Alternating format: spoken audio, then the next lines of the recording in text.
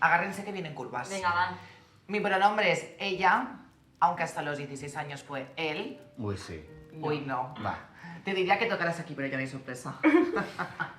¿En serio? Entonces, te lo juro. Pues habla de liarla, soy una venga, mujer va. trans, que soy trans. Uy, sí, trans. Sí, sea trans. Pero vosotros sois tías, a mí no me Lía, peguéis. sácate la polla, por favor. No, hombre, no. déjate eso. Pero con mis amigas no puedo follar. Es como no puedo A traspasar ver, esa línea. Mis genitales, aunque no han sido operados, han cambiado. Mi gusto sexual, mis puntos G, mis puntos erógenos han cambiado. Y por cierto, a colación de lo que decía Lía, tenéis que saber que vivimos en un momento social donde hay mujeres con pene, mujeres con vagina, hombres con pene y hombres con vagina. Lía, tengo una duda existencial.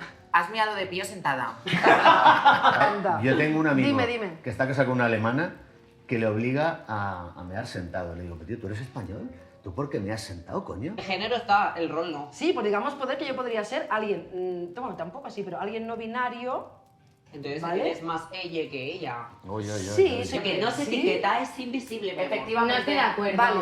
Estamos en un súper momento donde necesario. las etiquetas son necesarias y queremos visibilizar. Por Sí, ejemplo, fíjate. yo soy una trans de manual porque estoy toda operada, toda hormonada y me encanta el pelo largo. Pero eso no significa Que que todas las no trans. hayan trans con pene, que no haya trans que nos hormonen. Pero, como decía Lía, estamos en un momento donde si queremos visibilizar hay que etiquetar.